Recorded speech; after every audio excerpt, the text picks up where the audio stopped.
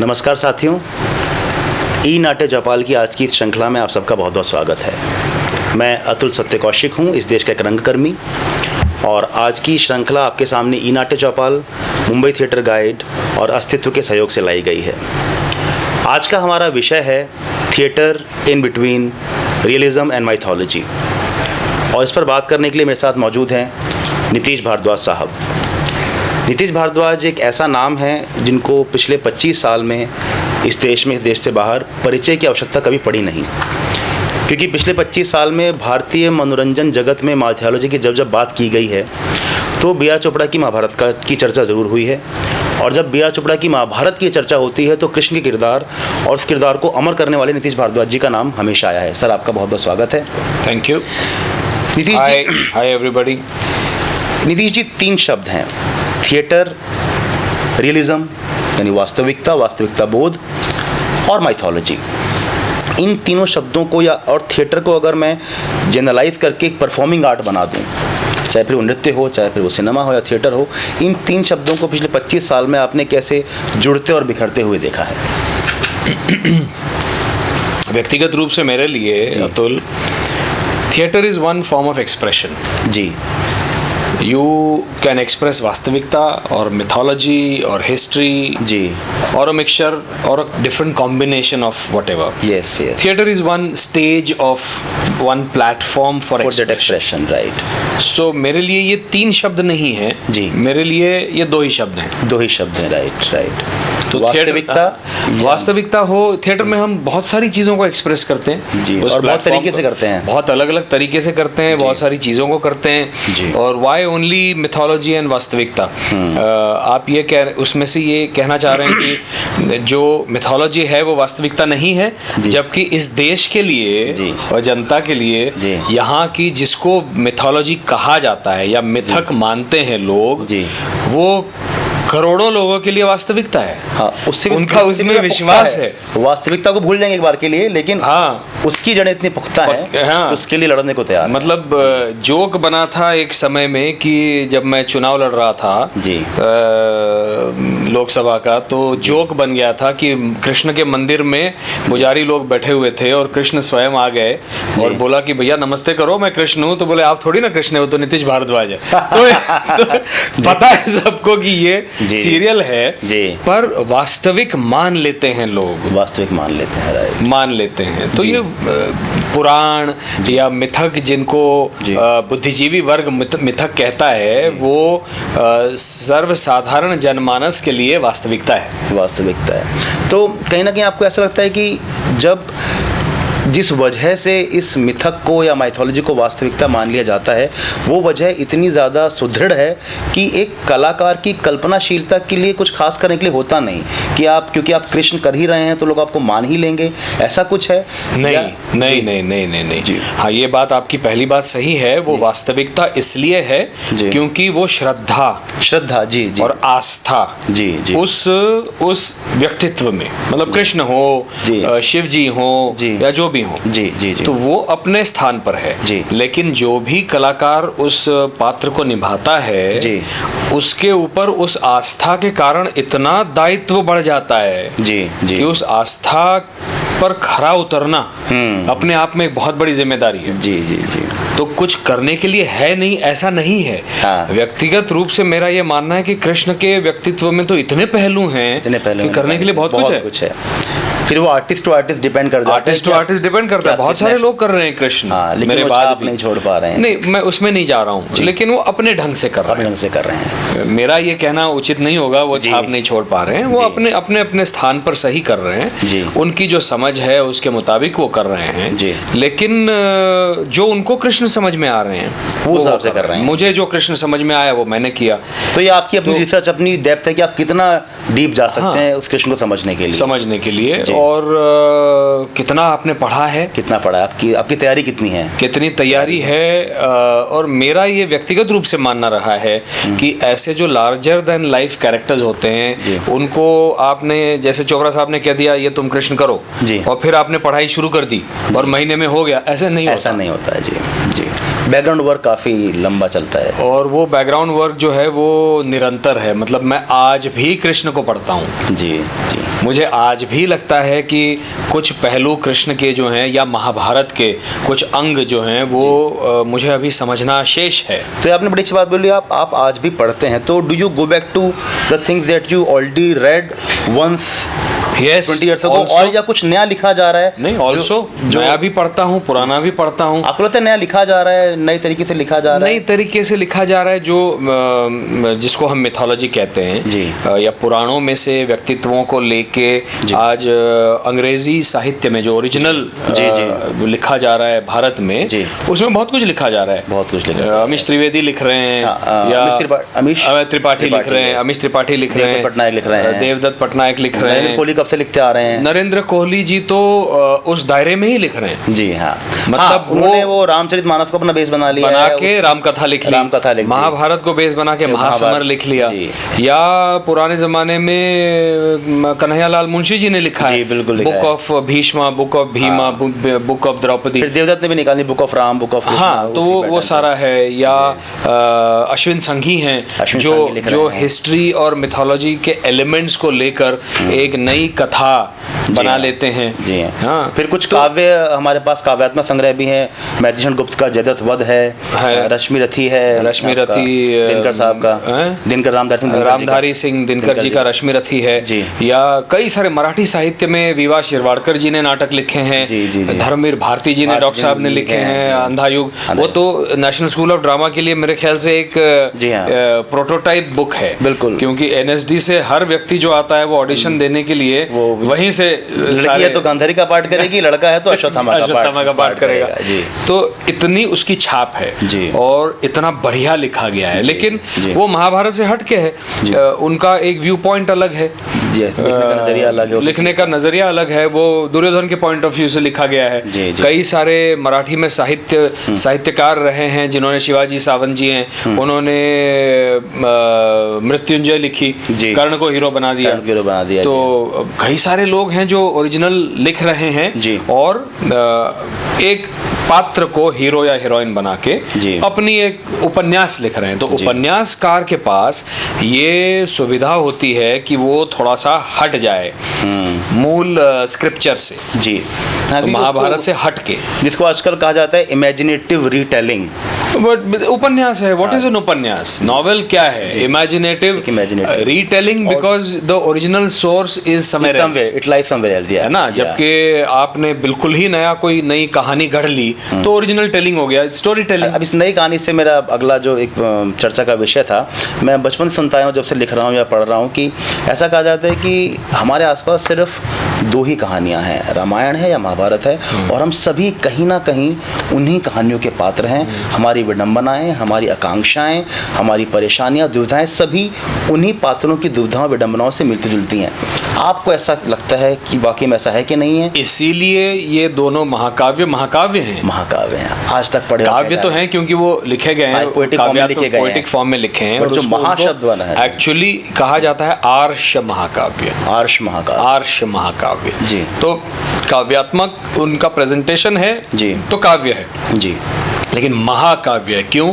क्योंकि जीवन के जितने पहलू हैं जी, ह्यूमन एग्जिस्टेंस के, ह्यूमन इमोशंस के जितने परम्यूटेशन कॉम्बिनेशंस हो सकते हैं, वो सारे इन दोनों महाकाव्यों के पात्रों में मिल जाएंगे आपको। जी बिल्कुल। सारे षड्रिपु मिल जाएंगे, काम क्रोध मोह माया लोभ मद मत्सर, सब कुछ यहीं पे मिल जाएगा। दैवी संपदा भी यही है, आसुरी संपदा भी यही है, जो गीता में वर्णित है।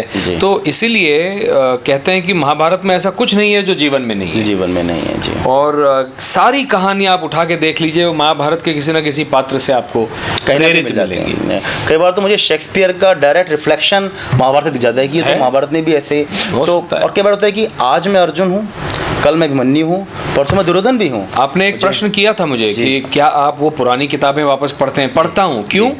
क्योंकि 25 वर्ष पहले जो एक मैंने किताब पढ़ी थी, तब उस किताब को मैंने कुछ अलग समझा था, जी जी जी, क्योंकि मेरी परिपक्वता कम थी। जी हाँ, आपने कम दुनिया देखी थी, कम दुनिया देखी थी, वही मैं कह रहा हूँ, तो मैं उतना परिपक्व नहीं था। जी हाँ। आज पिछले 25 वर्षों में जीवन ने मुझे बहुत लताड़ा है। जी, हर किसी को हर किसी को लताड़ा हर है। किसी को कुछ नई बातें सिखाई तपाता है। जी जी जी, जीवन तो तपाता है आपको। तपाता है, जी। तो जब आप तप जाते हैं, जीवन से मार खाते हैं, जीवन के उतार चढ़ाव को देखते हैं, तो आप परिपक्व बन जाते हैं, जी, है ना। जी, जी। तो फिर उसी को पढ़ने के बाद आपको उसके अलग मायने समझ में आते अलग हैं। मायने समझ आते हैं। बिल्कुल, यही बिल्कुल तो सही बात। विशेषता है, यही विशेषता इनका, यही विशेषता इन कहानियों की। बिल्कुल, कि दादा अपने बेटे को, बेटा अपने बेटे को पढ़ाता है और उसमें नई नई बातें जोड़ते नई नई बातें हैं, जुड़ती रहती हैं। वो तो कहते भी है महाभारत के विषय में, महर्षि वेद व्यास जी ने जैमिनी और वैशंपायन को सुनाया, हाँ। और वो अपने अपने वो सब कवि थे, जी। तो वो चले गए कुछ दो उसने लिख दिशाओं दिया, में, हाँ, और और उसने वो कुछ कवि लिख थे, दिया। तो कवि मन जो है वो जी। बोलते बोलते को जोड़ भी देता है। जी हाँ, तो जी हाँ। लेकिन ठीक है, जो जोड़ा है वो उचित है, उचित है, प्रासंगिक है, आज बिलीवेबल है, बिल्कुल बिलीवेबल है, प्रासंगिक है आज के जीवन के लिए, मनुष्य जीवन के लिए। जी जी जी सर, बिल्कुल। तो अब माइथोलॉजी और आर्ट की जनरल बातों को से एक और अपनी सोच को फोकस करते हुए अगर हम थिएटर पे आए या नाटकों पे आए, तो हम देखते हैं कि बहुत पहले कभी भास ने लिखे नाटक, 8-10 नाटक लिखे महाभारत पे, जिनमें आपका उरुभंगम एक प्रमुख है, कर्णभारम है, फिर आपका मध्यम वियोगम है। फिर एक बहुत लंबे अंतराल के बाद जिस नाटक को आज भारतीय नाट्य इतिहास का एक स्तंभ कहा जाता है, अंधा युग, उस नाटक में जैसे हमने चर्चा करी, तो इतनी अहम कहानियों के होने के बावजूद सीधे तौर पर इनके पात्रों से डील करते हुए नाटक बहुत कम लिखे गए, और या लिखे गए कहीं छोटे छोटे प्रांतों में। कविताएं बहुत लिखी गई, रश्मिरथी लिखी गई, जिनको अल्टीमेटली उन कविताओं, कनुप्रिया लिखी, उन कविताओं को नाटक के फॉर्म में करके नाटककारों को दिखाना पड़ गया। इसका मतलब सीधी सी था कि महाभारत पर लिखे गए, रामायण पर लिखे गए नाटकों की कमी थी। रामलीला हो रही थी, लगातार हो रही थी, एक फोक फॉर्म में हो रही थी, लेकिन जो एक प्रोसीनियम का थिएटर होता है, जो हम शेक्सपियर को इतने ग्रैंड तरीके से दिखाते आ रहे हैं पिछले 400 सालों से, कम से कम हिंदुस्तान में पिछले 80 साल से हम दिखा रहे हैं, महाभारत पर जो नाटक लिखे गए हैं उनमें इतनी कमी आपको लगता है क्यों रही, क्यों नहीं लिखा गया? या आपको लगता है कि दर्शक महाभारत को प्रोसीनियम में एक्सेप्ट नहीं कर पाएंगे या नहीं कर पाए हैं? अंधा जो भी होता रहा। देखिए, आपने स्वयं ही इतने सारे नाटक गिनाए हैं जी, पर एक लंबे अंतराल, बहुत लंबा अंतराल रहा होने दीजिए ना, कोई जल्दी क्या है जी, ये तो आज के जीवन में हमको हर चीज की जल्दी पड़ी रहती है ना। जी हाँ, यहाँ पहुँचना है, वहाँ पहुँचना है, या उसने मैसेज किया है, I have to react. Yes, क्या आवश्यकता क्या है? Yes yes yes. देखिए, आर्ट जो है उसको आप समय के सीमा में या दायरे में ना बांधा जाए, बांध नहीं सकते, अंधा जो हो रहा था, अब भी हो रहा है, आज भी हो रहा है, 50 साल बाद भी होता रहेगा। महाभारत, रामलीलाएं हो रही हैं, हो रही हैं, अंधा युग हो रहा है, कनुप्रिया हो रहा है, जबकि मैं खुद कनुप्रिया करना चाह रहा हूँ। बिल्कुल, हमारी बातचीत चल रही है जी, राधा की तलाश है, राधा की तलाश है जी।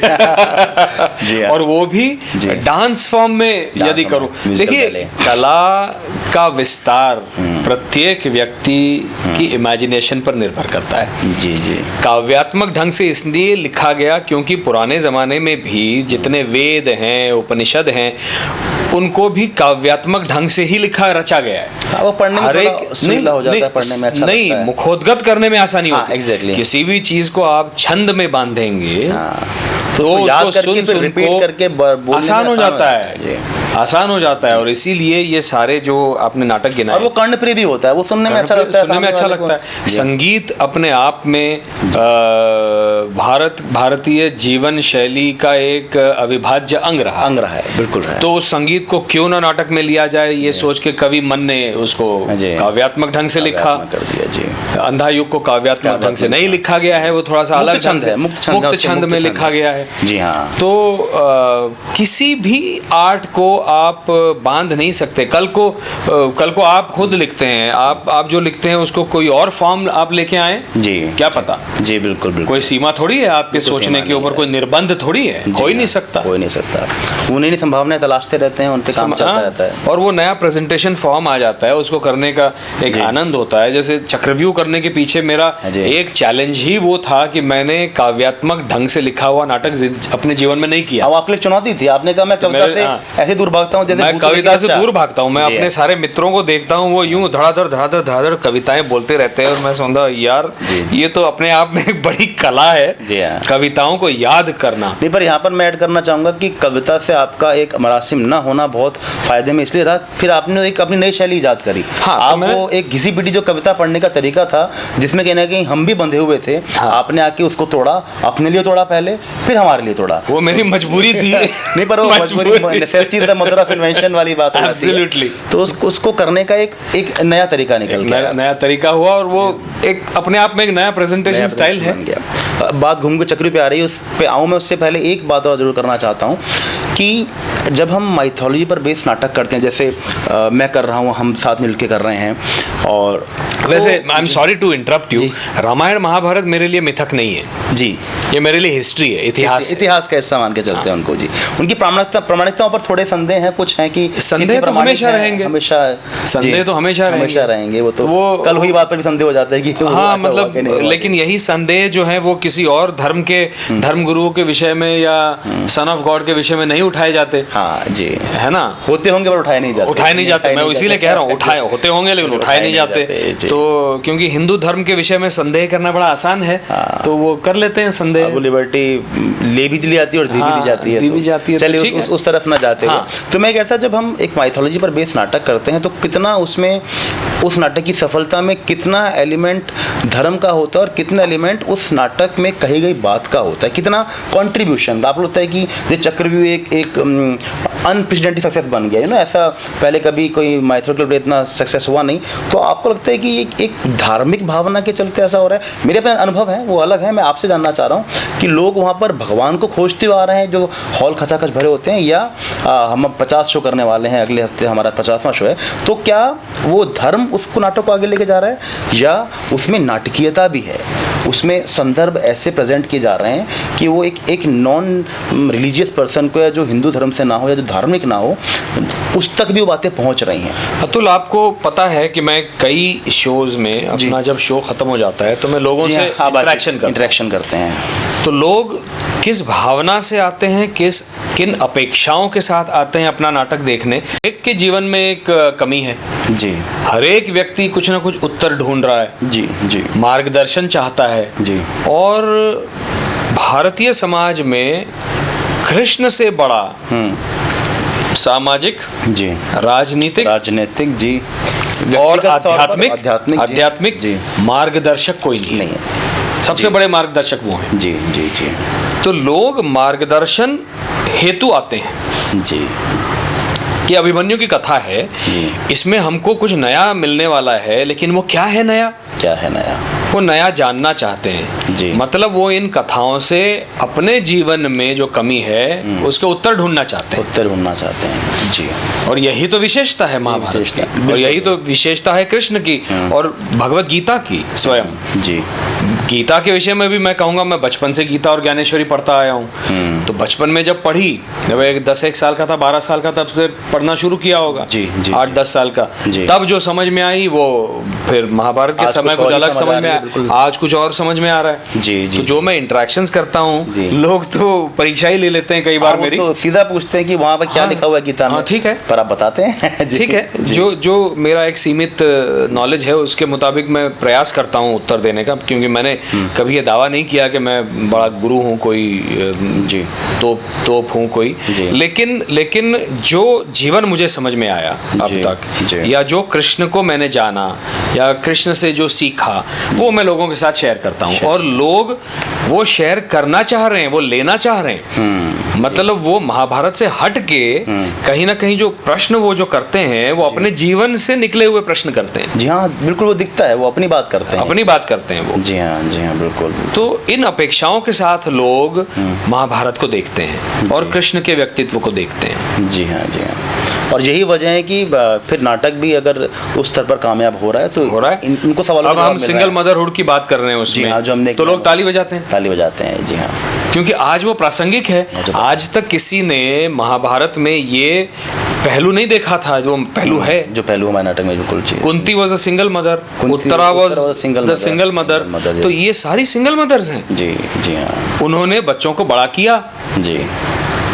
अर्धनारीश्वर के रूप में भगवान ने हर व्यक्ति में नारी है, पुरुष है, ये सब दिखा दिया है जी। अर्धनारीश्वर स्तोत्र है अपने यहाँ पे। पर लेकिन वो एक प्रतिमा है, उसका एक्चुअल मैनिफेस्टेशन उसका मैनिफेस्टेशन देखने को मिलता व्यक्ति में है। जी हाँ, जी है ना। तो वो आज प्रेरणा वहाँ से आज मिलती कोई एक फिल्म स्टार जो है, वो मेल फिल्म स्टार, वो सिंगल पेरेंट है कि नहीं है? जी जी। जैसे सिंगल मदरहुड है, सिंगल फादरहुड है। हो रहा है, जी हाँ।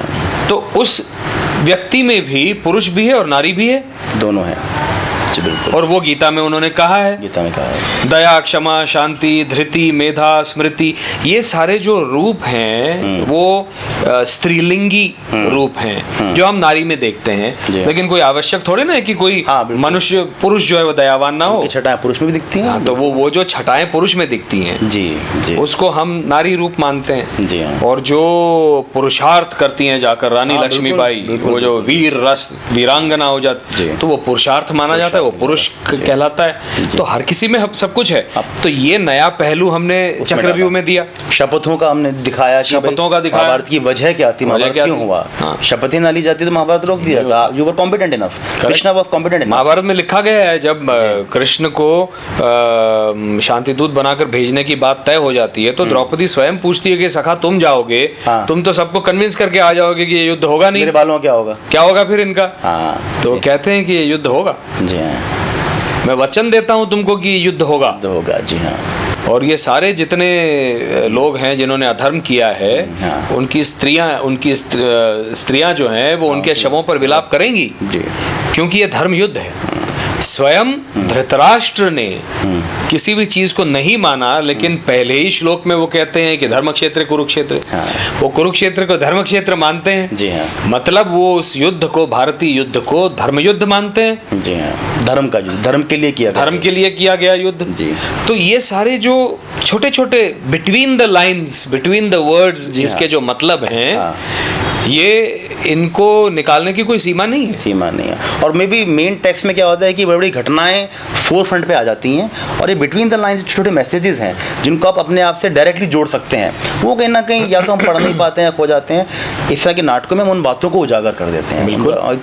हम सरल भाषा में उन तक पहुंचा देते हैं उन बातों को। सर, चक्रव्यूह की बात करते हैं हम।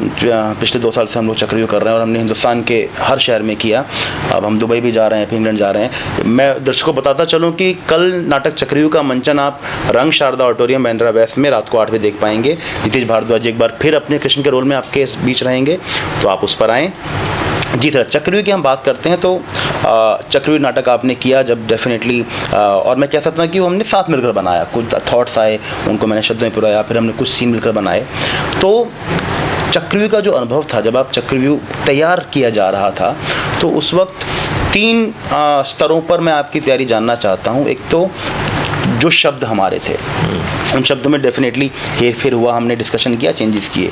फिर कृष्ण की जो छवि आपने महाभारत में जी थी, उसके मुकाबले इस कृष्ण में आपने क्या क्या परिवर्तन किया।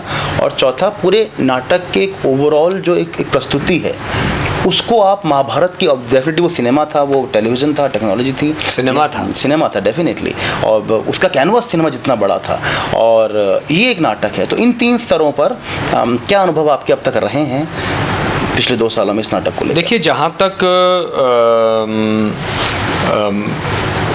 तक इसके जो थॉट्स हैं उसका हम लोग बात करें जी, तो जब आप पहली बार भी आए थे, मैंने तब भी आपसे यही कहा था कि बहुत अच्छा लिखा है, लेकिन प्रासंगिकता क्या है। तो ये उसको जिस ढंग से आपने प्रासंगिक बनाया, फिर हम लोगों ने एक थॉट लिया, सिंगल मदरहुड, इसकी ये शपथों वाली बात। आज भी मेरा ये मानना है कि केवल भीष्म नहीं, सबकी जड़ जो है वो धृतराष्ट्र है।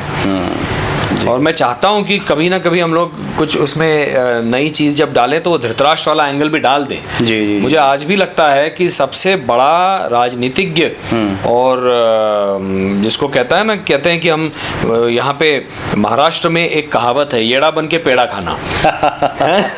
तो धृतराष्ट्र येड़ा बन के उसने पेड़ा खाया हमेशा, धृतराष्ट्र ने। मैं तो अंधा हूँ, मुझे तो कुछ दिखाई नहीं दे रहा है, मुझे तो कुछ समझ में नहीं आ रहा है, देखो मैं अंधा हूँ, विकलांग हूँ, तो मुझे मेरी बात नहीं मानता दुर्योधन। और वो वही करवाता था दुर्योधन शकुनी से जो उसके मन में था। जी जी, बिल्कुल। सबकी जड़ वो है, सबकी जड़ वहाँ से आती है।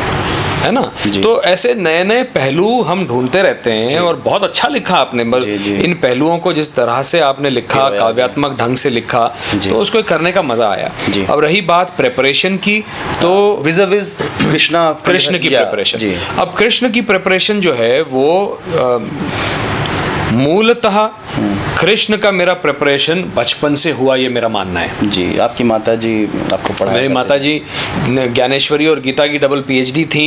घर में इतना उनका साहित्य था जो आज मेरे पास धरोहर के रूप में मेरे घर आ गया है। तो वो बचपन से वो जो सारा पढ़ा है, महाभारत के ऊपर लिखा गया ललित वाङ्मय या टीकात्मक सारा जो साहित्य है, वो सारा जो मैंने पढ़ा था बचपन से, तो धीरे धीरे धीरे धीरे मैं कृष्ण को समझ ही रहा था। जी। हाँ, अनजान तरीके से कि मुझे एक दिन कृष्ण को निभाना है। हाँ, डेफिनेट ऑब्जेक्टिव नहीं था, आप पढ़ रहे थे क्योंकि आपका पढ़ने का मन था। जी। तो उसकी परिणति जो है वो महाभारत धारावाहिक के माध्यम से हुई। जी। But within that framework that I am doing Krishna of Mahabharata, जी। जी। उसके बाद जीवन ने जो मुझे सिखाया, जी। उससे मैंने कृष्ण को एक और तरीके से, भिन्न तरीके से जाना। तो आज जब मैं कृष्ण करता हूं तो मुझे ऐसा लगता है कि मैं अलग ढंग से कृष्ण को समझ रहा हूं और कर रहा हूं। जी। जी। तो वो ये जो कृष्ण है आज का, वो ज्यादा डिटैच्ड है। डिटैच्ड विज़वी महाभारत के दायरे वाला कृष्ण। अच्छा, ठीक है जी, समझा। आज मैं बहुत ही डिटैच्ड हूँ कृष्ण करते हुए, क्योंकि मैं उस परिपक्व कृष्ण को समझ रहा हूँ। जी। क्योंकि चक्रव्यूह के माध्यम से हर व्यक्ति कृष्ण से उत्तर मांग रहा है। जी हाँ, सब मांग रहे हैं, सब मांग रहे हैं। भी मांग रहा है, अर्जुन भी मांग रहा है, द्रौपदी, उत्तरा, सभी वो मांग रहे हैं और नए नए पहलू हम लोग सामने ला रहे हैं। जी। तो जैसे जैसे मनुष्य परिपक्व बन जाता है, कलाकार की परिपक्वता बढ़ती जाती है, उसके परफॉर्मेंस में अंतर आता है। जी। और वो यदि अच्छे के लिए आए तो अच्छा है। जी हाँ, डेफिनेटली। क्योंकि कई बार जीवन इतना तपाता है कि कलाकार पूरा बह जाता है उसमें। बिल्कुल बिल्कुल। तो ऐसे भी कलाकार देखे हैं हमने जो 25 साल बाद वो जब करते हैं तो उसमें वो रौनक नहीं रहती। या जी। तो और सौभाग्य रहा मेरा कि लोगों ने स्वीकारा आज भी। नहीं, बहुत अच्छी। जबकि मैंने ये कहा है मेरे इंटरव्यूज में, आपने तो पढ़े हैं, आप जानते हैं कि एक दायित्व को मैं महसूस कर रहा था। जी हाँ। 25 वर्षों बाद मैं फिर से एक बार कृष्ण को निभा रहा हूँ। आज लोग इसको कैसे रिसीव करेंगे? जी हाँ।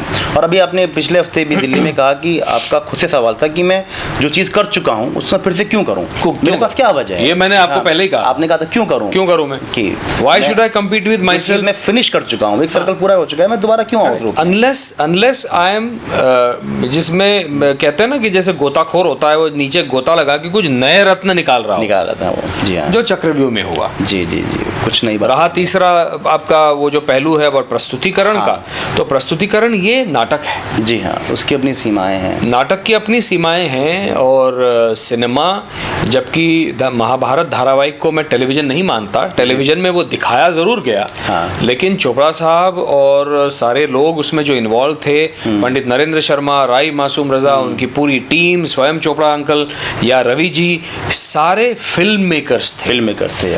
उन्होंने इसको फिल्म की तरह से शूट किया। जी जी। टेलीविजन की तरह से नहीं शूट किया। जी।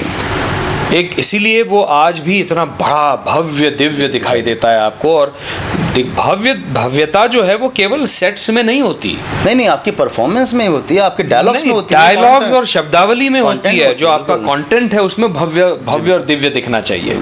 आज बल्कि सेट्स और स्पेशल इफेक्ट्स इतने ज्यादा हैं कि हर सीरियल जो है वो 100 गुना अधिक भव्य दिव्य है दिखने में, लेकिन वो अपील नहीं करता। अपील क्यों नहीं कर रहा है? क्योंकि बियॉन्ड अ पॉइंट, मैं हमेशा कहता हूँ as a film maker also I believe, beyond a point your sets, costumes, jewellery desensitizes the audience। देख लिया भाई चकाचौंध, देख ली चकाचौंध, देख ली, अच्छा ओके, अब क्या? It's only the drama in the foreground जी। दैट विल कीप योर जी। लिंक। हाँ, मैं अपने कलाकारों को बोलता हूँ कि महाभारत जो बी आर चोपड़ा साहब की है, वो ऐसी चीज़ है जिसको आप सिर्फ सुन भी सकते हैं। अगर आप सिर्फ सुने उसको तो भी आपको सब कुछ मिलेगा, सब रस मिलेंगे। लेकिन आज जो बन रहा है उसको आप देख सकते हैं, वो भी 10 मिनट के लिए, 15 मिनट के लिए। इसलिए जहाँ तक अपने चक्रव्यूह के प्रस्तुतिकरण का प्रश्न है, वो मिनिमलिस्टिक है, अपना एक प्रतीकात्मक, वहाँ पर एक रथ है, प्रतीकात्मक हर चीज है। वहाँ की फाइट भी जो है वो मणिपुरी मार्शल आर्ट्स में आपने उसको कंसीव किया है, बहुत अच्छा किया है, बहुत अच्छा किया है। मतलब वो जो आर्ट फॉर्म है मार्शल आर्ट का, वो साउथ में भी दिखाई देता है, हर जगह दिखाई देता है, नॉर्थ ईस्ट में भी दिखाई देता है। उसको आपने लड़ाई और युद्ध के रूप में हमने उसमें इस्तेमाल किया। लिबर्टी आपको थिएटर ही दे पाता है, ये थिएटर दे पाता है। सिनेमा में या टेलीविजन में, सिनेमा में लोग कहेंगे नहीं, हम तो वही देखना चाहते हैं, चाहे वो तलवार गत्ते की ही हो, लेकिन को तलवार ही चाहिए। करेक्ट जी। तो वो थिएटर आपको लिबर्टी देता है, तो you can experiment a lot of things in theatre. You can एक पर्टिकुलर शो में आपको लगा कि ये रिस्पॉन्स जैसा अपेक्षित था वो नहीं हुआ है, you can change it in the next show. बात कर रहे हैं कल के शो में कुछ नई चीजें ऐड करने की, design point of view. Correct. तो वो एक सुविधा है, जबकि सिनेमा में आपने एक बार जो शूट कर लिया और फाइनल करके दिखा दिया, रिलीज हो गया। जी, बिल्कुल। और अगर कोई कमी दिखाई देती है तो वो जीवन पर बैठ के बस अपने आप को कोस सकते हैं, अपनी टीम को कोस सकते हैं कि नहीं, कोस नहीं सकते। Art is an evolving process. अगर जब आप मेरी डायरेक्टोरियल डेब्यू फिल्म आज देखता हूँ 2 साल बाद, मुझे उसमें कमियां दिखाई देती हैं, मैं कोसता नहीं हूँ, मैं कहता हूँ ये मैं अगली वाली में नहीं करूँगा। एग्जैक्टली, आप आगे बढ़ के उसको सुधार दूंगा। You have to, as an artist, you have to constantly improve. Because there is nothing called perfection. Of course. There's nothing called perfection. You keep exploring yourself, creativity. You have to challenge yourself. Yes. All the time. जी। तो sir, जैसे आप अपनी team को देखते हैं, जो आपके FTS में टीम है, आप उनको देखते हैं चक्रव्यूह जैसा एक गंभीर नाटक, एक गंभीर फॉर्म में परफॉर्म करते हुए, फिर आपने पिछले हफ्ते देखा उसी टीम की कुछ 10-12 लड़कियों को द्रौपदी जैसे गंभीर विषय को एक बिल्कुल फोक फॉर्म के साथ परफॉर्म करते हुए, तो उसमें आपका कैसा अनुभव रहा, impact value point of view से, कि क्या कोई कंपैरिजन है चक्रव्यूह और द्रौपदी की तरह के नाटकों का? नहीं, ये अपने धरातल हैं जिनके नहीं, ये अलग अलग फॉर्म्स हैं थिएटर के। वो आपने लोक नाट्य से वो सारा लेके, उसकी सेटिंग भी जो है वो रूरल सेटिंग है, रूरल रखी है, और उसको मतलब हर व्यक्ति अपने जीवन से, जैसे एक वो उसमें मोहतरमा थी जो पाकिस्तान से मुस्लिम, मुमताज, तो वो द्रौपदी के व्यक्तित्व में वो सारी चीजें ढूंढती है जो उसके जीवन में घटी हैं। जी हाँ। तो ये लोकनाट्य का एक अलग प्रस्तुतिकरण था, जी, अच्छा था, और माइथोलॉजी से ही माइथोलॉजी से निकल आया है जी, इसीलिए इतिहास से निकल आया है। इतिहास से, माइथोलॉजी नहीं है, हमारे इतिहास से निकल के आया है। अब इसी चलती अच्छा लगा मुझे, अलग प्रयास है वो, जी, और अच्छा प्रयास है, बहुत अच्छा प्रयास है। तो उसी में एक और अच्छी सूचना आपके लिए कि बहुत जल्दी हम लोग एक नया नाटक लेके आ रहे हैं, माइथोलॉजी बेस्ड, जो आपको बताया था मैंने, रावण की रामायण। उसमें हम रामायण के उसी घटनाक्रम को, जो हमको पता है किसने किसको मारा, रावण के नज़रिए से दिखा रहे हैं कि रावण जो इतना ज्ञानी था, जो इतना वीर था, जिसकी सब इतनी इज्जत करते थे, कि किन वजहों से उसने जो भी किया वो क्यों किया। तो वो नाटक 6 अगस्त को आपके सामने होगा, इंशाल्लाह वो भी लोगों को पसंद आएगा। उसको हम लॉन्च करने वाले हैं दिल्ली में कमानी ऑडिटोरियम में 6-7 अगस्त को। तो सर, अब अंतिम पड़ाव पर इस चर्चा की जब मैं आता हूँ, तो 1-2 बातें और जो मैं आपसे चर्चा करना चाहता हूँ कि माइथोलॉजी पर बेस्ड नाटक और बाकी और तरह के जो नाटक हो रहे हैं, कॉमेडी प्लेज हो रहे हैं, रियलिस्टिक प्लेज हो रहे हैं, तो क्या आपको लगता है कि ये माइथोलॉजी बेस्ड नाटक जो हैं, जो हम लोग भी कर रहे हैं, वो एक ख़ास तरह की ऑडियंस तक ही पहुंच पाए हैं या पहुंच पाएंगे, या जो रूटीन थिएटर ऑडियंस है, जो सिर्फ थिएटर को थिएटर के लिए देखने जाते हैं, उन तक भी ये नाटक पहुंच पा रहे हैं? या कहीं ऐसा तो नहीं, कुछ लोग हैं जो सिर्फ चक्रव्यूह देखने आएंगे, वो ज़िंदगी में और कोई नाटक देखने नहीं जाएंगे, ऐसा? मतलब वो पगला घोड़ा देखने नहीं जाएंगे, वो आधे अधूरे देखने नहीं जाएंगे, आधे अधूरे नहीं देखेंगे, वो सिर्फ क्योंकि चक्रव्यूह उसमें नीतीश भारद्वाज है इसीलिए वो लोग आए, वरना उनका नाटक की सरोकार नहीं है। ऐसे कुछ अनुभव रहे हैं आपके?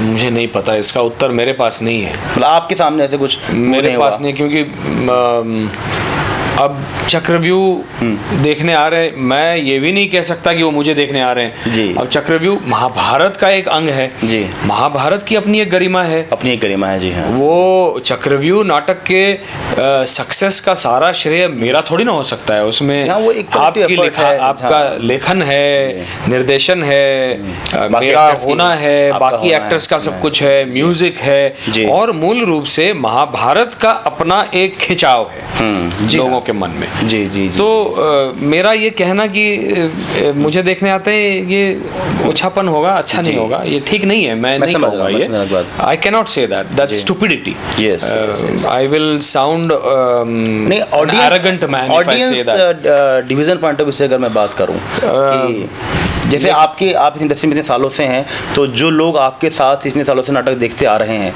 क्या उन लोगों तक चक्रव्यूह पहुंच पाया है अभी तक? क्या उन्होंने ये नाटक भी देखा? मुझे ऐसा लगता है कि थिएटर का अपने आप में एक अलग ऑडियंस होता है, जी बिल्कुल होता है। और थिएटर जिस तरह का थिएटर हम कर रहे हैं, जी रामलीला फॉर्म जी इज अ मास फॉर्म, हाँ बिल्कुल, it's a popular form, it's a masses का फॉर्म। जिसको लोग देखने आते हैं, बस रामलीला नहीं सुन रहा है, कुछ माइक में आवाज आ रही है नहीं आ रही वो है। राम दिख रहे हैं कि नहीं दिख रहे हैं, हनुमान दिख रहे हैं कि नहीं दिख रहे हैं, जी। कोई उनको सरोकार नहीं है, वो रामलीला देखने आते जी। हैं। That's a dedicated audience. जी। वैसे ही विद इन थिएटर ऑडियंस मुझे ऐसा लगता है कि डेडिकेटेड ऑडियंसेस हैं अलग अलग। जी। ऐसा मुझे लगता है। जी। जैसे हम लोग मराठी थिएटर की यदि मैं बात करूं तो कॉमेडीज चलती हैं, वहाँ पे अच्छे अच्छे म्यूजिकल प्लेस चलते हैं, मेलोड्रामास चलते हैं। तो मराठी का ऑडियंस जो है वो इतना अभी प्रगल्भ हो गया है, परिपक्व हो गया है कि वो अलग अलग चीज़ें एक साथ देख लेता है। जी जी बिल्कुल बिल्कुल। वैसा हिंदी में है कि नहीं मैं नहीं जानता आज की तारीख में। जी जी जी जी। जब मैं थिएटर करता था 25 वर्ष पहले अंक में दिनेश ठाकुर जी के साथ, तो हम लोग अलग अलग नाटक करते थे। कमला भी करते थे, ऑस्कर वाइल्ड का कोई play Importance of Being Earnest भी करते थे, which was a farcical comedy था। comedy है। तो उसमें रिपीट ऑडियंस था, लोग लौट आके जाते मिलते थे, हाँ हमने कल कमला भी देखा या आज आपका ये भी देखा, तो देयर वाज एन ऑडियंस। या और ऑडियंस का बिहेवियरल पैटर्न मुझे लगता है अलग अलग स्टेट्स में, अलग अलग शहरों में अलग है। बिल्कुल अलग है। दिल्ली में शायद कॉमेडी प्ले देखने आ जाएंगे, हाँ, हो सकता और कुछ लोग हैं जो चक्रव्यूह देख जाएंगे, लेकिन अगले ही दिन अगर कोई और नाटक लगा हुआ है हमारा ही है, वो नहीं आएंगे। उन्होंने चक्रव्यूह देखा, सब कुछ देख लिया। तो इस तरह का एक बिहेवियरल पैटर्न है। तो नीतीश जी, अंत में चलते चलते माइथोलॉजी और थिएटर में और क्या नई संभावनाएं तलाशी जा सकती हैं, जो आप सोच रहे हैं या जो हम मिलकर सोच रहे हैं, जो और लोग थिएटर कर रहे हैं? मुझे लगता है डांस फॉर्म को भी ले लेना चाहिए। डांस फॉर्म मतलब कनुप्रिया जो मैं कह रहा हूँ जी, कि उसको यदि हम डांस विथ म्यूजिक एंड काव्यात्मक ढंग से उस तरह से लें, जी, तो उसको भी, मतलब ये कोई नया फॉर्म नहीं है। हाँ ऑफ कोर्स, डांस बैलेज होते हैं, बहुत समय से हो रहे हैं, बहुत समय से हो रहे हैं, लेकिन वो डांसर्स करते हैं। हाँ, यहाँ पे एक्टर्स हु कैन डांस, हाँ, actors who can sing. Correct. Yes yes. Marathi में संगीत नाटक की परंपरा थी, लेकिन वो फिर संगीत मतलब वो सिर्फ खड़े रह के एक जगह पे एक स्थान पर खड़े रह के गाना ही गाते थे, हाँ, डांस नहीं करते थे। तो उसमें से थिएटर गायब हो जाता था, खाली हाँ, संगीत रह जाता था, नाटक गायब हो जाता था। नाटक गायब हो जाता था। जी। तो मैं ये चाह रहा हूँ कि संगीत, नाटक दोनों और नृत्य, इन तीनों को मिला दिया, इन सब का मिलाप यदि हम कर पाएं, और कोई भी ऐसा प्ले जो म्यूजिकल उसका सब्जेक्ट हो, और राधा कृष्ण से ज्यादा म्यूजिकल कुछ हो नहीं सकता। जी जी। उसमें हाँ, अपने बहुत बड़ी, अपने आप में एक बहुत बड़ी ट्रेजेडी रास है, बहुत राधा के पॉइंट ऑफ व्यू से पता नहीं लोग उसको ट्रेजेडी क्यों मानते हैं, क्योंकि राधा, मुझे नहीं लगता कि जिस भी नारी के भीतर राधा का भाव हो उसको यदि कृष्ण छोड़ के चले जाएं तो वो उसको ट्रेजेडी नहीं मानेगी, और इसीलिए वो आराध्य है, इसीलिए वो राधा है, इसलिए राधा है। वरना वो सत्यभामा बन जाएगी। तो सत्यभामा और राधा में ये प्रेम तो अपने अंतर आप है। में एक उपलब्धि है, प्रेम हो गया, हाँ, कृष्ण ने अपना लिया, वही उपलब्धि है जी, बस खत्म, वही उपलब्धि है। और इसीलिए सत्यभामा का नाम कृष्ण के साथ नहीं आता है, राधा का नाम आता है। जी जी। तो वो मेरे लिए ट्रेजेडी नहीं है, ट्रेजेडी नहीं है। अपने आप में राधा के भाव को, राधा और कृष्ण के असीम प्रेम को जी अनुभव करना ही अपने आप में एक एक्सपीरियंस है, एक्सपीरियंस है, वो एक जर्नी है। जी प्रेम ही अपने आप में एक जर्नी है। जी। क्यों लोगों को प्रेम अट्रैक्ट करता है, आकर्षित करता है? हर फिल्म में क्यों प्रेम आकर्षित कर रहा है? जी 40 के दशक से 20 के दशक से हम देखे आ रहे हैं, इट्स लव लव लव। क्यों? Because that's what attracts people, that's what bonds people, and people want that bonding. Yes और वही तो कमी है आज। ये जितने फोन्स आए हैं जी। इतने कम्युनिकेशन के साधन हैं, बढ़ते जा रहे हैं, उतनी बॉन्डिंग कम होती जा रही है। ये अपने आप में एक डाइकोटमी है बिल्कुल है, कलयुग के जीवन की। बिल्कुल है। तो हमको ऐसा लगता है कि इस तरह का से अगर नाटक कोई ट्राई किया जाए, लोगों तक पहुंचाया जा पता सकता नहीं, है। हाँ ट्राई किया जाए। जी चलिए सर, बहुत अच्छा लगा इस बातचीत को और मुझे उम्मीद है कि हमारी ऑडियंस को भी बातचीत पसंद आई होगी। नीतीश भारद्वाज साहब जो आपसे बातचीत कर रहे थे थिएटर के बारे में, माइथोलॉजी के बारे में और वास्तविकता बोध के बारे में। सर का नाटक चक्रव्यूह आपके बीच कल एक बार फिर होगा। सर का नहीं, हम सब का नाटक चक्रव्यूह रात को 8 बजे रंग शारदा ऑडिटोरियम में। आप उस नाटक को देखने के लिए जरूर आएँ। आप हमसे स्वागत है आपका। बहुत बहुत धन्यवाद। आपके जो भी प्रतिक्रियाएं हैं, जो भी कमेंट हैं, जो भी सवाल हैं, वो आप इस वीडियो के कमेंट सेक्शन में डालकर हम तक पहुंचा सकते हैं। बहुत बहुत धन्यवाद। नमस्कार।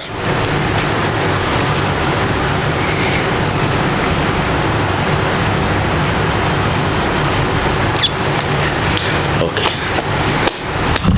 कितना हुआ? आधा घंटा तो हो गया आई थिंक। डेफिनेटली। हमने 5 बजे स्टार्ट किया था ना, 5:32 हो रहे हैं। बस ठीक है, ठीक है, बढ़िया रहा सर। Covered everything. हाँ सब कुछ हो गया सर।